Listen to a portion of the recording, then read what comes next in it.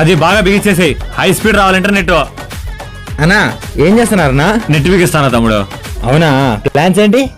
ఏం లేదు తమ్ముడు, ఇక్కడ నెట్ బిగించిన తర్వాత ఈ రోజు కనుపండ కదా, ఇంటికి వెళ్ళి మా మాతో కూర్చొని మందేయాలి, అదే ప్లాన్. నీ అబ్బా, ఎందుకు తమ్ముడు కొట్టినావు? నీ అబ్బా, నేను చెప్పింది ఇంటర్నెట్ ప్లాన్ రా. ఇంటర్నెట్ ప్లానా? నేను అనుకో తమ్ముడు 3000 నడుస్తుంది, 300 MBPS per second. అదే 6 నెలలు అయిందనుకో 1000 రూపాయలు నడుస్తుంది, 200 MBPS. అదే నెలకైందనుకో 500 మాత్రమే, 50 MBPS.